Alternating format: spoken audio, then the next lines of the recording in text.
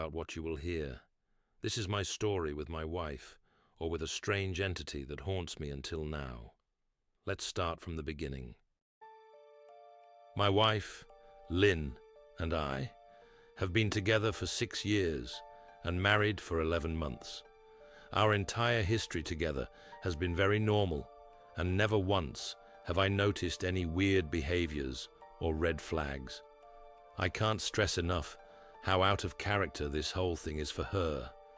Lynn is very kind, intelligent, and thoughtful. She's always been the no-nonsense type of person. Being childish or trying to scare me is not something she'd normally do. She doesn't even like watching horror movies. When we first started dating, she agreed to watch The Shining with me because she knew how much I loved horror. She was so scared that she didn't even make it through half of the movie before we had to turn it off. She isn't into anything creepy and has never been into pranks. It's just not her cup of tea, and that's fine. But that's what was so strange about this. It's just so unlike her. I should also add that she never had any mental health issues. And as far as I'm aware, it doesn't run in her family. I know some people are able to hide their mental health problems, but in the 6 years we've been together, I think I'd have seen some sort of sign. 2 months ago, I was in the kitchen making myself some coffee before work. I was running a bit late that morning and knew I wouldn't be able to make it to Dunkin' Donuts for my usual morning fix. I took a sip of my coffee as I hurried down the hall towards the front door when I happened to notice Lynn peeking at me from around the corner ahead of me. I could only see her eyes and a strand of her long dark hair hanging against the wall. The rest of her body was concealed behind the corner. I nearly spilled my coffee when I saw her. I did burn the shit out of my lips. "Geez, Lynn," I said, wiping a few drops of coffee from my pants. "You scared the shit out of me." She immediately popped out of view like a little kid that had been caught. I heard her scurry off towards the living room, and by the time I got to the front door, she was out of sight. It was really weird, and just totally out of character for her, like I said, but I also found it kind of funny that she was being more playful and a little less serious. I shouted that I loved her and called her a weirdo. As I shut the door behind me, I heard her laughing. Her behavior was a bit odd, but it certainly wasn't something to call a priest over. I forgot about it by lunch, and by the time I got home, she was her normal self. I didn't bring it up, and neither did she, and life went on. The next incident happened 3 days later. It was around 2 a.m., and I had woken up to get a drink. I was standing at the kitchen island, jug of Oj in hand, when I felt a strong feeling that I was being watched. For whatever reason, I looked down at the floor and saw my wife's smiling face staring back. She was peeking at me from the other side of the island, staring up at me with wide, unblinking eyes and grinning like the Cheshire Cat. I screamed, I'll admit it, not out of irritation but fear. For some reason at that moment, I was scared. At the sound of my scream, Lynn scuttled backwards out of my view, her hands and feet smacking the tile floor as she hurried out of the kitchen on all fours. I didn't run after her, or even yell after her. I just stood there, frozen in shock, wondering what fuck had possessed her to do that. It took me a little longer than I'd like to admit to go back upstairs, but I eventually did. When I got to our bedroom, Lynn was lying on her side, asleep, or at least pretending to be. I stood there for a while, watching her breathing, to be sure she really was asleep. I had the feeling she might jump out at me the moment I got into bed, but she didn't. I climbed into bed and she didn't even move. Her breathing was soft and deep, and I was starting to wonder if I'd dreamt the whole thing. The next morning, I waited for her, to come down for coffee. And after handing her a mug and kissing her cheek, I decided to ask her about it. "What was that about last night?"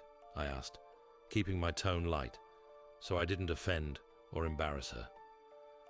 She frowned over her cup of coffee, shaking her head like she had no clue what I was referring to. "You were peeking at me again, from over there," I said, pointing to the spot on the floor by the kitchen island. She followed my gaze, and when she looked back at me, she burst out laughing. She laughed so hard that I couldn't help but join her. "You creep me the fuck out sometimes, you know that?" I said. She giggled and set her cup on the counter and wrapped her arms around my neck. "You creep me out all the time, so I guess we're even," she teased. We said our goodbyes and left for work.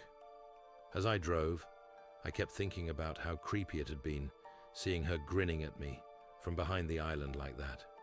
The sounds her hands made on the floor as she crawled away. I told myself she was just trying to be silly, just trying to join me in my love of all things horror. It's not like I was afraid of her, but it still didn't sit right with me. I started seeing her peeking at me more and more. Sometimes she'd be peeking out from behind the couch or living room curtains. Once, she even managed to get inside her grandmother's old trunk that sits at the foot of our bed. I might not have even known she was there at all had the trunk's old hinges not given her away. She'd had the lid propped up just enough so that only half of her face peeked through. She'd been grinning like an excited toddler. It was unnerving. I didn't even know what to say to her. All I could do was stare. When I finally found my voice, I asked her why on earth was she doing this. She didn't answer, but she had slowly closed the lid, shutting herself inside the trunk. I just walked away, feeling disturbed. I didn't understand why she was doing it, but it clearly made her happy. I just hoped she would tire of the game quickly. Lynn didn't peek at me for the next 2 weeks. I started to think she was done with her weird prank, and I was relieved. We were watching a show on Netflix one night, and I jokingly said that I hadn't seen her peeking at me lately, and that she must have given up on her spy game. She looked up at me with a small smile and said, "Maybe I've just gotten better at it." I didn't say anything, but I wondered whether or not she was joking. For the next few days, I couldn't stop thinking about what she'd said. Was she still peeking at me when I wasn't looking and I just hadn't noticed? And if so, what the hell was she getting out of this? I started to feel paranoid, constantly checking whether she was watching from around the corner or behind a door.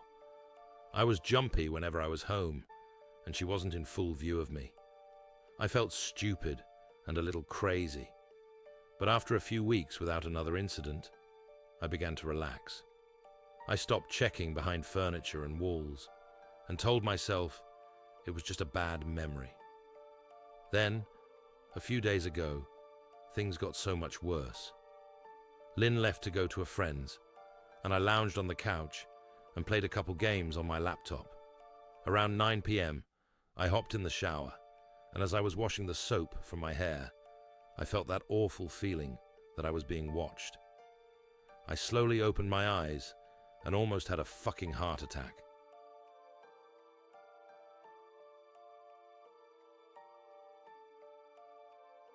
Lynn was peeking from behind the shower curtain, her entire head stretched into the shower, leaving just her body outside.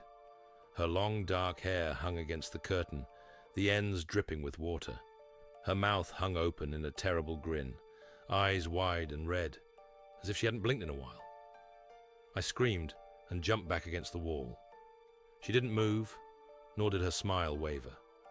Her makeup ran down her cheeks in 2 black streaks. She looked giddy and completely deranged. I was fucking terrified. We stood like that for a few moments, neither of us saying a word. Finally, after what felt like forever, She slowly pulled her head back out of the shower, and I watched her blurry figure through the curtain as she moved backwards towards the bathroom door. A second later, the bathroom door slammed shut, hard enough to rattle the mirror. I screamed again and jumped out of the shower to lock the door. I stayed inside the bathroom for over an hour. Maybe I overreacted to some of you, but joke or not, I wasn't going to put up with the crazy shit anymore. That's what I kept telling myself as I paced in my bathroom, stopping to listen at the door every few minutes. Suddenly, I heard a muffled sound, and I pressed my ear against the bathroom door, straining to listen. I couldn't hear anything, but I envisioned Lynn standing on the other side of the door, giggling at her joke. I felt a surge of anger. I was beyond pissed at being made to feel scared in my own house and made to hide in the bathroom for an hour. All for what? Some joke? If it was a joke, it was an awful one. What the fuck, Lynn? I snapped.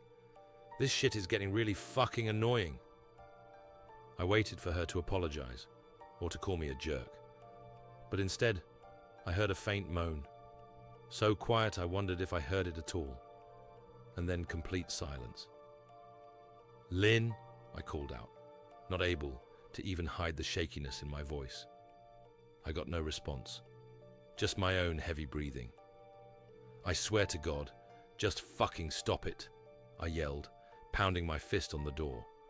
I waited for her to cuss me out, something I would expect from me talking to her like that.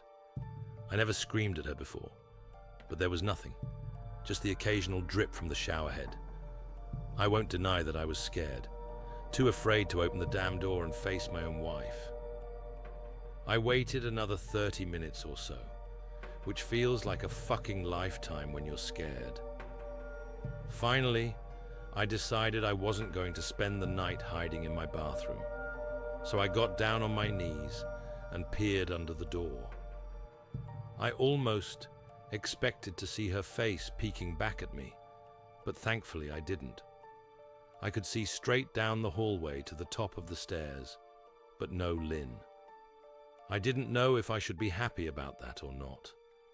I looked for a few minutes, waiting to see her head pop up over the top step, but it never came. I stood up, my hand hovering over the door, and mentally prepared myself to open it. I slowly turned the lock with shaky fingers, and was about to yank it open when I heard a sound that still makes me feel nauseous when I think about it. A moan, louder than before. But this time I was able to tell just where it was coming from. I turned my head to the closet door, as if in slow motion, and locked eyes with my wife, who was peeking out at me from the slight gap. Her eyes were still wide as ever, and her mouth was hanging open in the most grotesque, gaping smile I'd ever seen. I didn't even scream. I was too scared for even that. Her hands were clasped to her chest, body trembling with sheer delight, as if she could barely contain her excitement. A short, raspy moan bubbled up from her throat, deep and raw, sending a shiver through my entire body. Somehow, I found the ability to pull the bathroom door open and ran as fast as I could, all the way down the steps, snagging my keys and phone from the table in the living room, before running outside to my car. I could hear her shrill laughter behind me, but I didn't hear her getting closer. I didn't bother shutting the front door. I drove away from the house faster than I legally should have, shivering the entire time, either from fear or the cold. Maybe a little of both.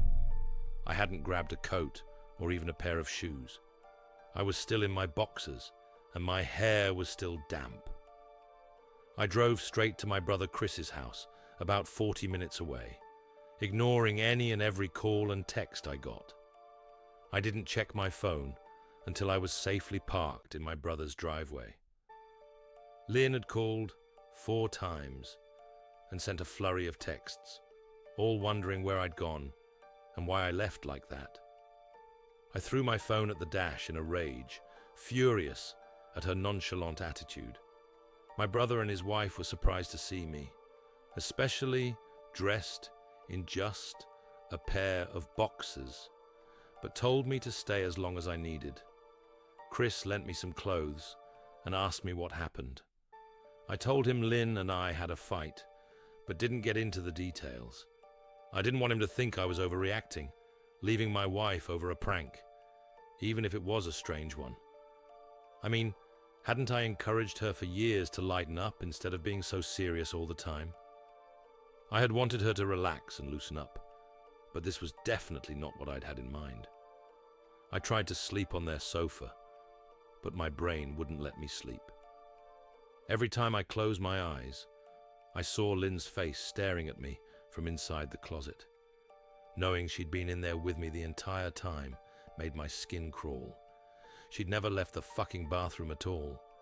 Instead, she slipped inside the closet and slammed the bathroom door shut to fool me.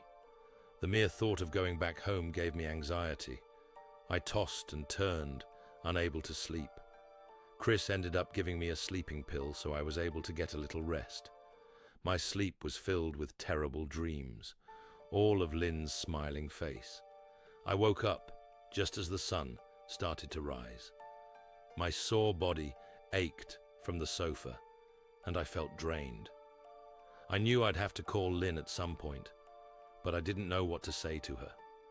I wouldn't be going home unless she gave me her word she'd never do any more creepy shit.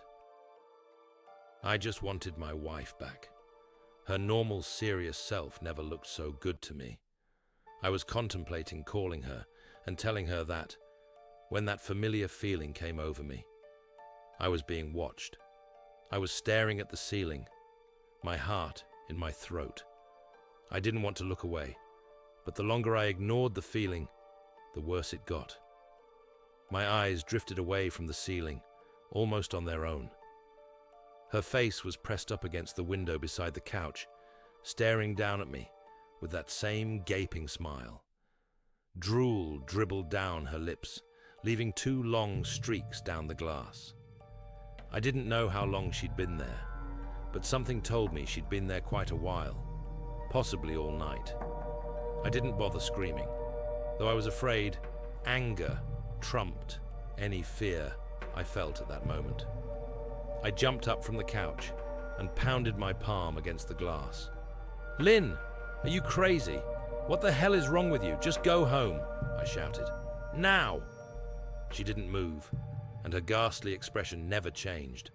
If anything, her smile only grew, as if she had never been more elated.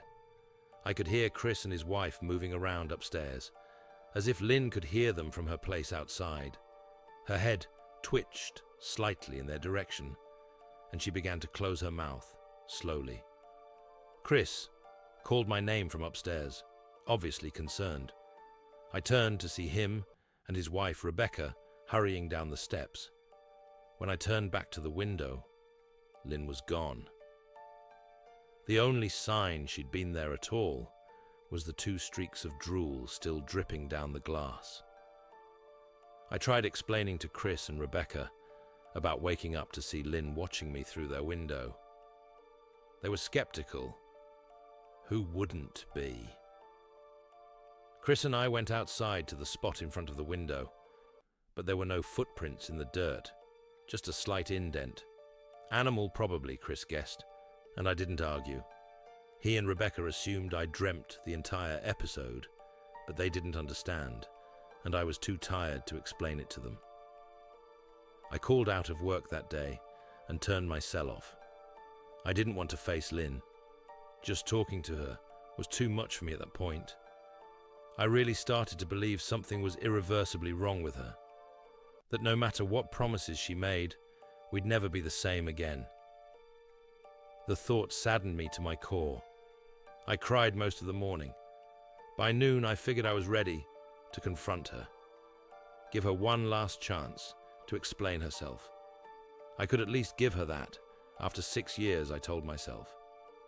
I turned my phone on and saw the dozens of texts she'd sent, all from a seemingly concerned wife. "Can we talk? I love you. Please call me. I'm really worried."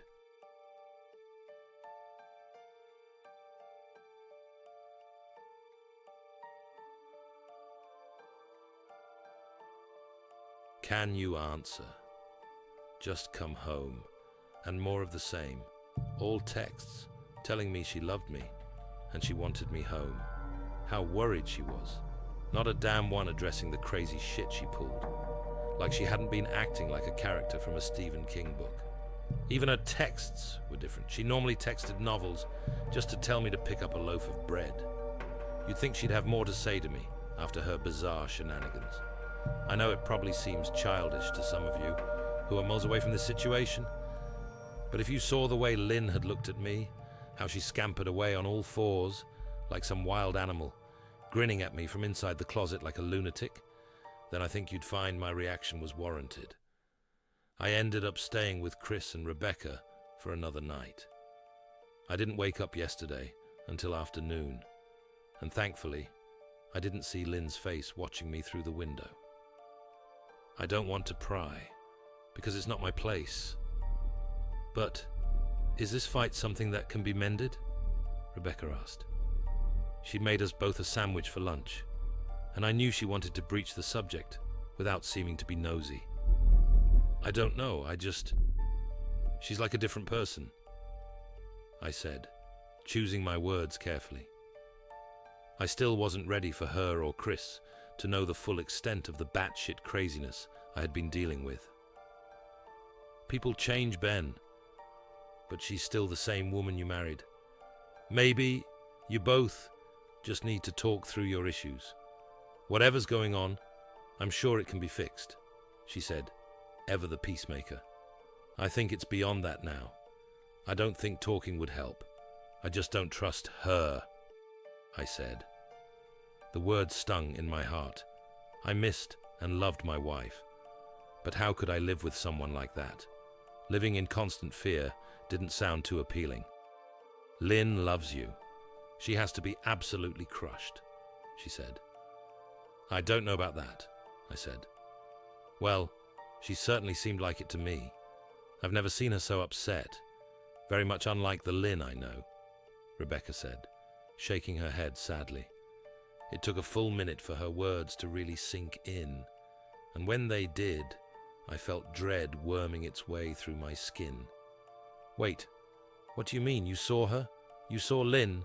I asked, my mouth suddenly dry. Rebecca nodded casually, as if that fact wasn't nightmare fuel. Maybe for her it wasn't.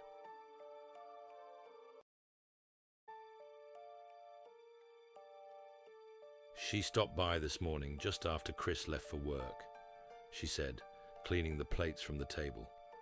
I didn't see her car, though. Maybe she took an Uber or something. Beck, what did she say? Did she come inside? I asked, sweat starting to break out on my forehead. I began looking around, examining corners as though a predator lurked behind them. Number She just asked if you were awake yet, and I said that you weren't. I asked if she wanted me to wake you, but she said no. Just said to let you sleep, she said as she washed the dishes. That's all?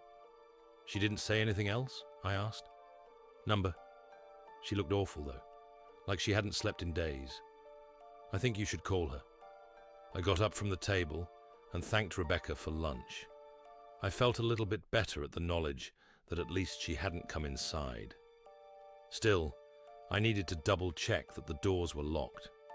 I sat for a while trying to figure out what to do next. I didn't want to go home, but I felt that I owed it to Lynn to help her if I could. Hadn't I sworn an oath to love and honor her through sickness and in health? Clearly, she was very sick.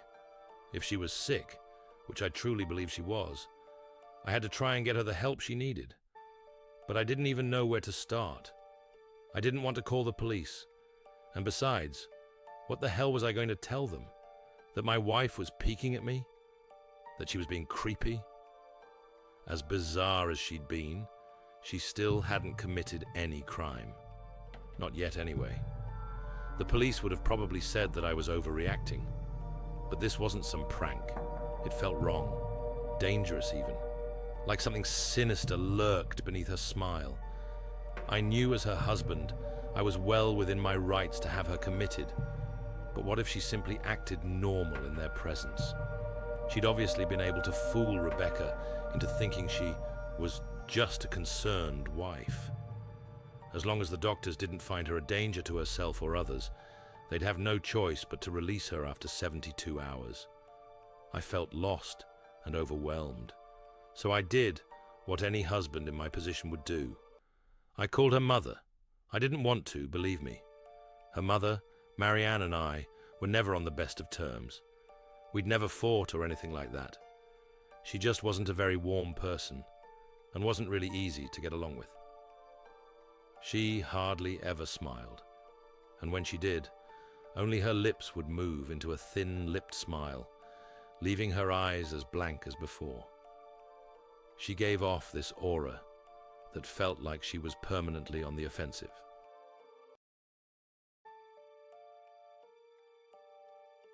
I'd only met her twice, and both times were for such short visits. I got the impression she didn't approve of me for her daughter. Lynn always ushered us out quickly, as she didn't want me to feel uncomfortable, which I was grateful for. Being in her mother's company felt almost unbearable, like walking on glass. I was glad when we moved 3 states away, so we didn't have to see her often. I was happy to avoid the woman, but I needed her help. I really didn't want to talk to her at all, but I had to talk to someone, and someone who knew Lynn better than I did. So I grit my teeth and did what I had to. "Yes," she answered, already sounding irritated. "Marianne, it's me, Ben. Do you have a minute to talk?" I asked. I could hear her cluck her tongue in irritation. "I'm in the middle of writing some checks, but if you insist, I suppose I can spare a moment." "What is it that you want to discuss, Benjamin?" she said coolly. "It's about Lynn. She's been, acting strangely. And I was wondering if you had any idea whether there was something..." I was quickly interrupted. "It's a bit difficult to follow your rambling, Benjamin. What is that you want from me?" she asked. I could almost see her standing there in her thin sweater and slacks, tapping her fingernails impatiently on the table. "I wanted to know if you'd ever noticed any odd behavior, or possibly any mental health issues," I asked. There was a long, uncomfortable pause that I couldn't tell was because she was just thinking or something else. Finally, after a few seconds, she spoke. "I'm not sure if this is one of your jokes, Benjamin, but if so, I don't find the humor in it. Now, I do have business to attend to, as I've said. So if you don't mind," she said, but I cut her off before she could get rid of me. "Marianne, it's not a joke. I'm sincerely concerned about Lynn's mental health. Her behavior has been very erratic lately. I'm very worried about her, and I figured as her mother you would be as well," I said, my frustration evident in my voice. "If you're truly concerned, then I suggest you get the health professionals involved. I don't know what you expect of me," she snapped. I could tell she was seconds away from hanging up, and for some reason I was desperate not to let her. I had the feeling that she knew a lot more than she was letting on. "Please, if not for me, do it for Lynn." I tried. I heard a faint, shaky intake of breath, as if she were trying to hold her steely persona together, but failing.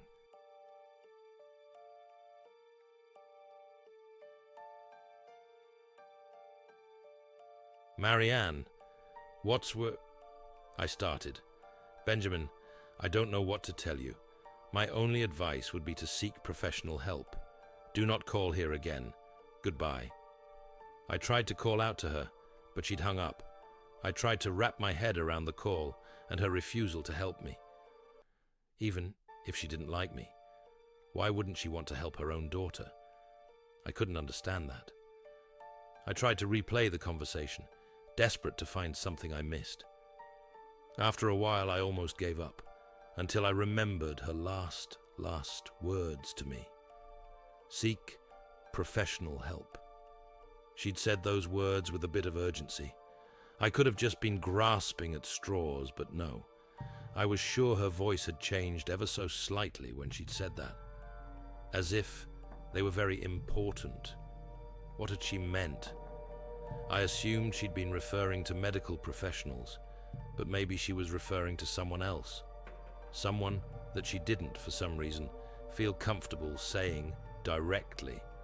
Or maybe I was just desperate. I waited for Chris to get home, and after a very long and exhausting conversation with him and Rebecca, I convinced them that Lynn truly needed psychiatric help.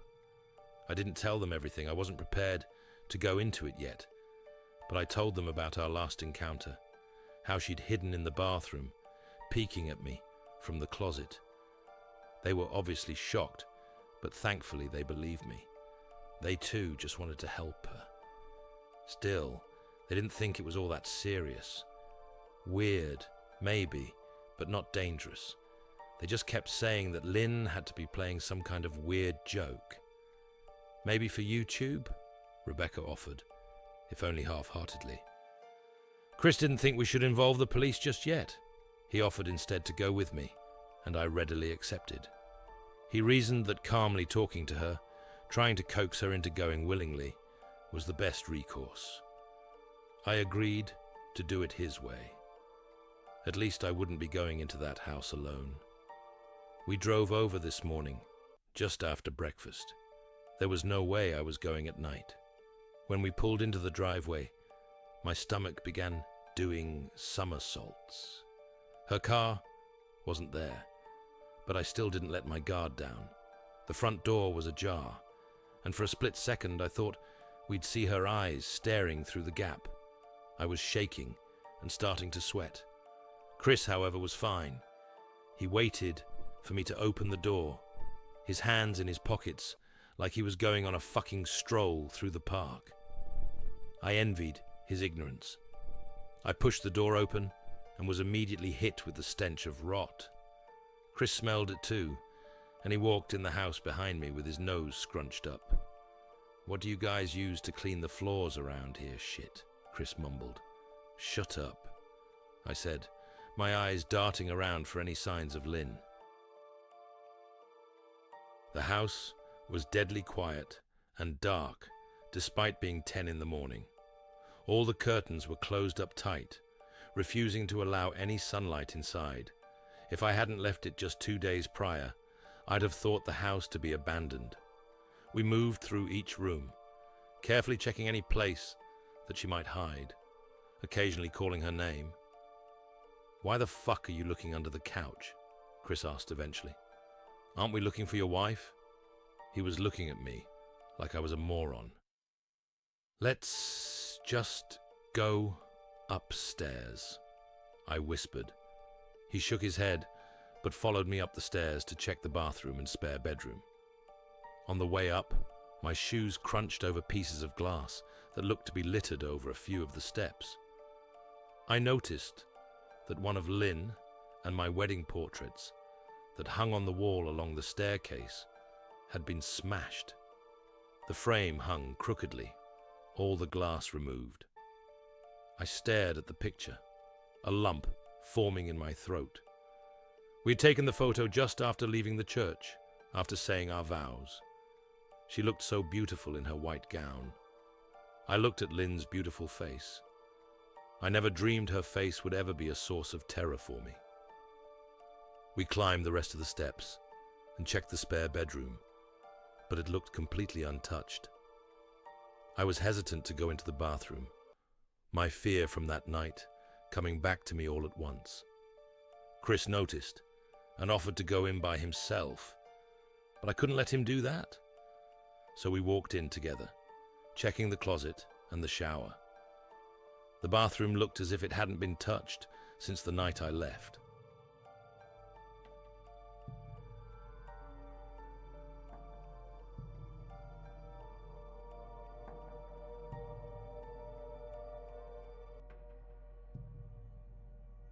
"I don't think she's here, Ben.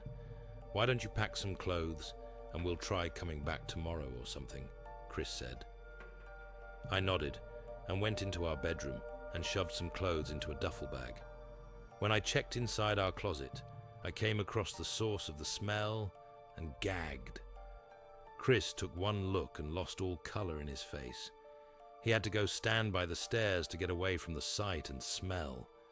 I gazed down in shock at what lay inside my bedroom closet. Soaking into the rug were at least a dozen eyeballs, all carefully laid out in pairs. Some were as large as a quarter, while others were as tiny as a marble. I stared down at the eyes she'd collected from small animals, and I wondered how she'd gotten them, and shuddered at the thought. Man, I thought I had it bad with Becca's shoe addiction, but fuck me, your wife's in here collecting eyeballs, Chris said, gagging. Ben, I think we should go, he called from the hall. I'm getting nauseous. All right. I grabbed my duffel and shut the closet door on my new nightmare. I stepped out into the hall and took a deep breath of air. I could taste the rot on my tongue, and I couldn't help but gag. Who the fuck lines up eyeballs in their closet like that? Chris mumbled. I tried to tell you she needed help, I said. She doesn't need help, Ben. She needs a fucking exorcist, he said. You coming or what? I can't stand the smell any. His words died in his throat, and his eyes grew wide with fear. I didn't ask him why. I could feel it. Someone was watching me, and I didn't think it was the eyes in the closet. I turned around, my eyes slowly scanning the bedroom. Christ, I whispered, as I finally saw what we'd missed. Under the bed, curled on her side, watching us with the excitement of a kid on Christmas morning, was my wife. She held her hands together, just under her chin, and they were shaking eagerly. Now that she knew she'd been found, I could hear the quiet noises she was making, a sort of hiccuping sound in her throat, as if the excitement was just too much for her. It was unnerving, to say the least.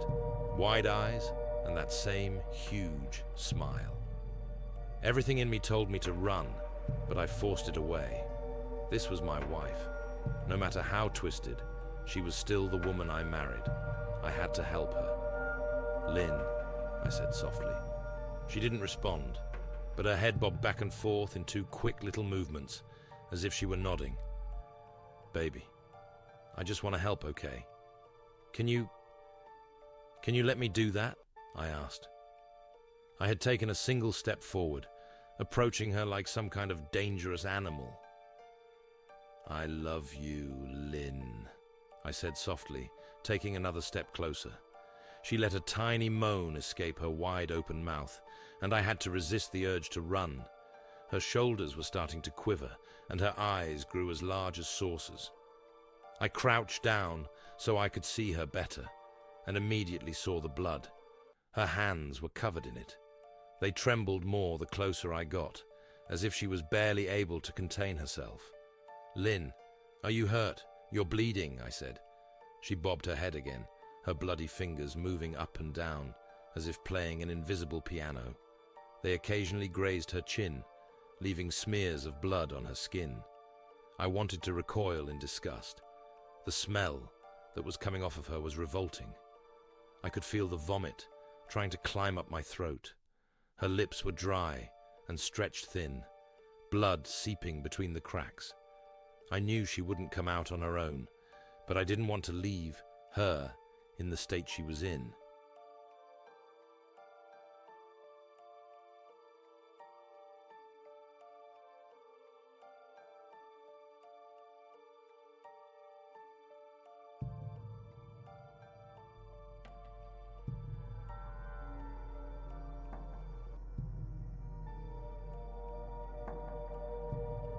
I scooted closer and reached out to her. The excited hiccuping sounds got louder, and her hands shook, fingers flexing. It was then that I could see the blood oozing from in between her fingers. Oh my God, Lynn, you're bleeding, I said. Instinctively, I reached out to take her hand, but before I could even touch her, her hand sprang out towards me. A sharp pain shot through my arm, and I fell back on my ass.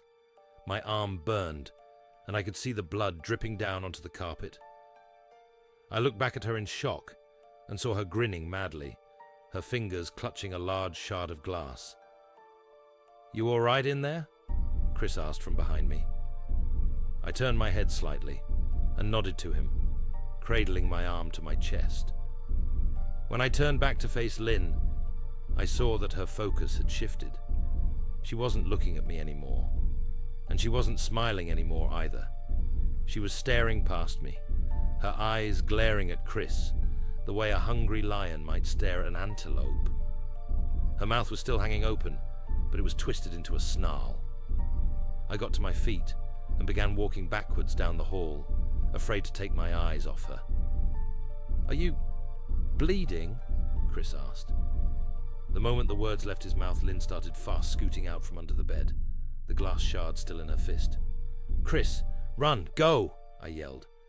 He must have been too afraid to move, because a second later, I felt my back bump into him. He was still standing at the top of the stairs, staring at the horror that was my wife. Lynn had crawled completely out from under the bed and stood in the bedroom doorway, her face twisted in rage. Her whole body was visibly tense. Blood ran down her fingers and onto the floor. "Jesus, Lynn," Chris said. "You were playing hide and seek?" I reached back and pushed him towards the steps. "Move your ass, Chris," I said as quietly but firmly as I could. Lynn bobbed her head in fast, sharp motions and began to grin, stretching her mouth open wider and wider so that her chin seemed to touch her chest. I heard Chris mutter a prayer, and then he was running down the stairs. I stood at the top of the steps, stuck between the love for a woman who clearly needed serious help and self-preservation. "I only want to help," I said, choking back tears. Her eyes focused on me once again as she slowly lifted the glass, holding it out in front of her. And then she started sprinting towards me, grinning with utter excitement. Thankfully, my body took over, and I flew down the stairs, skipping 2 or 3 at a time. I made it to the front door before I felt her leap onto my back, wrapping her arms around my neck, her open mouth next to my ear, so that I could hear those terrible hiccuping sounds up.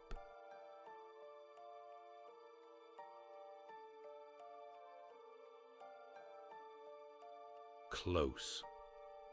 I shook her off me, knocking her to the floor.